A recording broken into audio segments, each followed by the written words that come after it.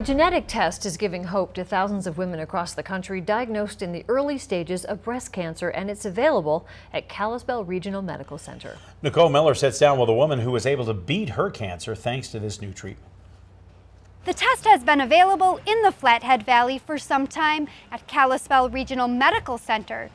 But early detection is critical in utilizing this tool, and annual mammograms are the first line of defense. Women need to be diligent about getting screened every year for breast cancer. It's what saved my life. Each year, 250,000 women in the United States are diagnosed with breast cancer. Women like Carolyn Prusen of the Flathead Valley. I was diagnosed in March of 2016 with invasive ductal carcinoma, which is an invasive form of breast cancer.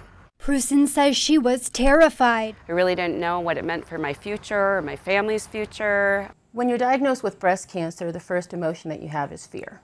Some of it is a fear of being sick. Some of it is a fear of not being there for your family.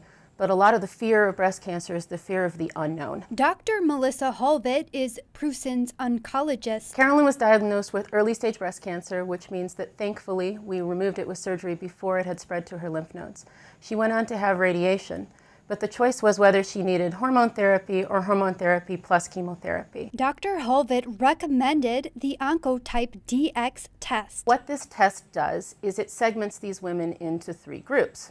People who don't need chemotherapy, people who do need chemotherapy, and there's always been this middle group that we haven't really known what to do with. A whopping 70% of women with early stage breast cancer fit into this group, Prusen included. Many of these women, even though their cancer is considered early stage, have still gotten chemotherapy because we don't want to miss anybody who really needs chemotherapy. But now, Prusen and women like her no longer have to wonder if they should or shouldn't get chemotherapy. A new study published earlier this month confirms to doctors the middle group can avoid chemotherapy. We're not just guessing. We're not just giving everyone all the treatments because we're afraid of their cancer.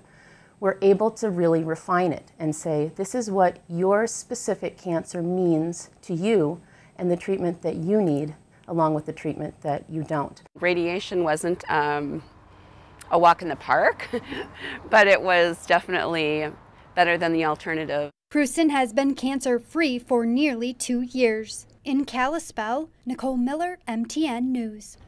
Last year, more than 170 women with breast cancer received treatment at Bass Breast Center at Kalispell Regional Medical Center.